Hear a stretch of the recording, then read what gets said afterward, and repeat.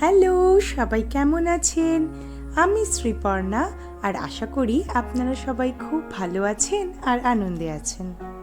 আজকে আপনাদের সাথে শেয়ার করব খুবই কম মশলায় ঘরোয়া পদ্ধতিতে একেবারে অনুষ্ঠান বাড়ির মতো মাটনের রেসিপি কিভাবে বানাচ্ছি। তো চলুন ফটাফট দেখে নিই এটা বানানোর জন্য আমি কি নিয়েছি। এখানে 1 কেজি 200 গ্রাম মতো মাটন নিয়ে নিয়েছি আর পেঁয়াজগুলোকে খুব ভালো করে কুচিয়ে নিয়েছি। ওই মোটামুটি 600 গ্রাম পেঁয়াজ আমি এখানে নিয়েছি। আর এখানে শুকনো খোলায় একটা মশলা আমি ভেজে রাখবো। আর আমি এখানে বেশ অনেকটা গোলমরিচ, লবঙ্গ, এলাচ আর দারচিনিকে ড্রাই রোস্ট করে নিই। বেশ অনেকটা পরিমাণ, যতটা 1 কেজি 200 মাংস রান্না করতে লাগে তার থেকে খানিকটা কম অবশ্য। সর্ষের তেল ভালো করে গরম করে তাতে 2-3টে এলাচ, শুকনো লঙ্কা আর তেজপাতা ফোড়নে দিয়ে দেব।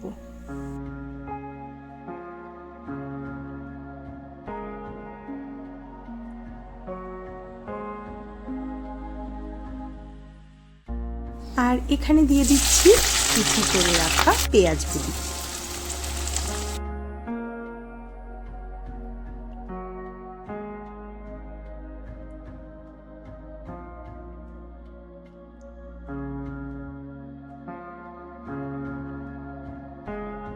পেঁয়াজটা এখানে ট্রান্সলুসেন্ট হয়ে গেলে আমি আদা, কাঁচা লঙ্কা আর রসুন বাটাটা এখানে অ্যাড করব। আর ভীষণ ভালোভাবে এখানে আমি মশলাটাকে কিন্তু কষিয়ে নেব।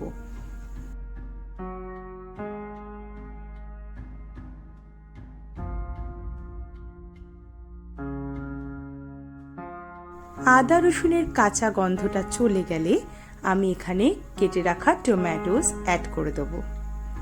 আর এই টমেটো দিয়ে যতক্ষণ না টমেটোটা পুরোপুরি গলে যাচ্ছে ততক্ষণ আমি কিন্তু এটাকে কষাবো। তো ঢাকা দিয়ে ভালো করে কষিয়ে নেওয়ার পর দেখতেই পাচ্ছেন যে কিরকম সুন্দরভাবে মিশে গেছে। এবার আমি এক এক করে গুঁড়ো মশলাগুলো অ্যাড করব। যেমন কি পরিমাণ মতো হলুদ গুঁড়ো, স্বাদ মতো নুন, আর এটা কিন্তু কাশ্মীরি লঙ্কার গুঁড়োও দিয়েছি, আর সামান্য ঝাল লঙ্কার গুঁড়ো। এখানে দিলাম ধনিয়া গুঁড়ো, তারপর জিরে গুঁড়ো। এবার শুকনো বা গুঁড়ো মশলাগুলোকেও খুব ভালো করে এই মিশ্রণটির মধ্যে আমি কষিয়ে নেব।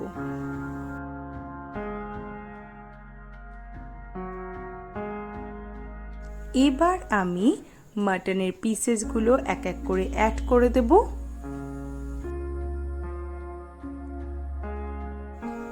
মাংসর গায়ে মশলাগুলোকে খুব ভালোভাবে মাখিয়ে আমি এখানে মাংসটাকে কষাবো।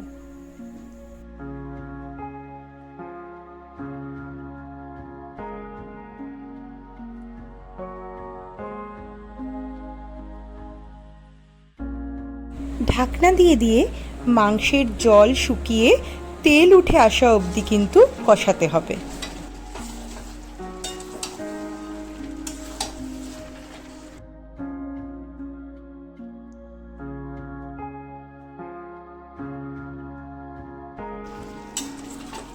এবার আমি মাংসের মধ্যে অ্যাড করব ঈষৎ উষ্ণ জল।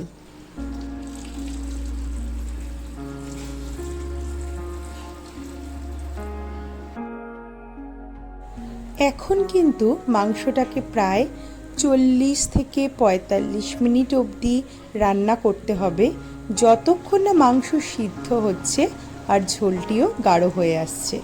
এই পর্যায়ে চাইলে আপনারা প্রেসার কুকারও ইউজ করতে পারেন। মাংস সুসিদ্ধ হয়ে গেলে আমি এখানে আগে থেকে ফেটিয়ে রাখা 250 গ্রাম টক দই আঁচ একদম কম করে মাংসের সাথে মিশিয়ে নেব। এবার টক দইটা ভালো করে মিশানোর পরে মাংসের ঝোলটাকে আরও কিছুক্ষণ জাল দিয়ে নেব।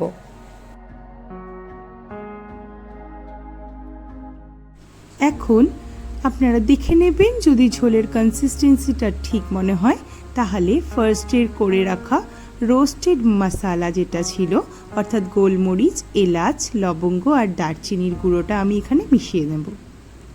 আর মশলাটা মেশানোর পরে আমি লো ফ্লেমে কিছুক্ষণ চাপা দিয়ে রাখলাম, আর তারপরেই রেডি।